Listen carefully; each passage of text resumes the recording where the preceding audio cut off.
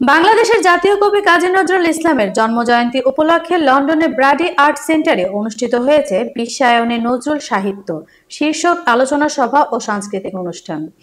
এই অনুষ্ঠানটির আয়োজন করে জাতীয় কবি Kazi Nazrul Islam cultural centre UK.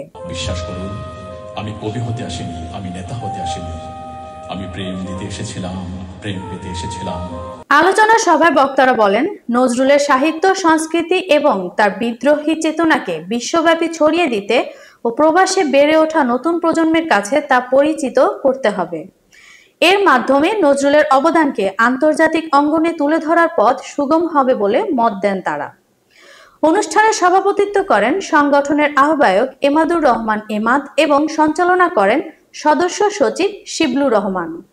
প্রধান অতিথি হিসেবে উপস্থিত ছিলেন লন্ডনে নিযুক্ত বাংলাদেশের মান্যবর হাই কমিশনার আবিদা ইসলাম। বিশেষ অতিথি হিসেবে বক্তব্য রাখেন টাওয়ার হ্যামলেট কাউন্সিলের স্পিকার সুলুক আহমেদ এবং লন্ডন বাংলা প্রেস ক্লাবের সভাপতি মোহাম্মদ জুবায়ের আহমেদ। মূল প্রবন্ধ উপস্থাপন করেন বিশিষ্ট শিক্ষাবিদ ও কলামিস্ট জনাব শাহ আলম। আমার বাণী যৌবন, কেউ বলেন কাফের, আমি বলি অতটুকু কোনোটাই নয়। আমি কেবলমাত্র হিন্দু মুসলমানকে এক জায়গায় ধরে এনে হ্যান্ডশেক করাবার চেষ্টা করেছি। আলোচনায় অংশ নেন মুহিব চৌধুরী, অধ্যাপক মুসাদ্দিক হোসেন, শরীফুজ্জামান চৌধুরী তপন, জাহিদি কেরল, তাজুল ইসলাম কাজী দেলোয়ার, সোহেল আহমেদ সাদিক, মিসবাহুজ্জামান সোহেল, অধ্যাপক মহসিন আকবরী, হাবিবুর রহমান, এনাম আহমেদ এবং আরিফ আহমেদ, কামরুজ্জামান চৌধুরী, কামাল খান ও মোহাম্মদ মাহি। অনুষ্ঠানে Bangladesh high commission, tower hamlet council ও ব্রিটিশ বাংলাদেশি কমিউনিটির প্রতিনিধিরা নজরুল চর্চা ও তার সাহিত্য কর্মকে বিশ্ব পরিসরে উপস্থাপন করার জন্য একসঙ্গে কাজ করার অঙ্গীকার ব্যক্ত করেন। আলোচনা পর্বের পর অনুষ্ঠিত হয় মনোজ্ঞ সাংস্কৃতিক অনুষ্ঠান।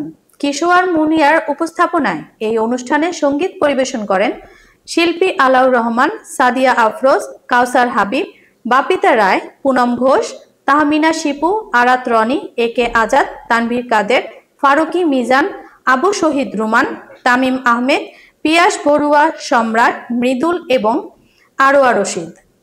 নৃত্য পরিবেশন করেন সুপ্তি ও তার দল।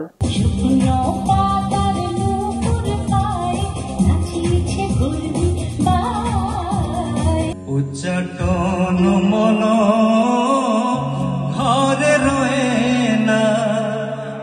উক্ত আয়োজনে নজরুল চেতনার আলোকে একটি বিশ্বায়িত বাংলাদেশ গড়ে তোলার প্রত্যাশা ব্যক্ত করেন অংশগ্রহণকারীরা।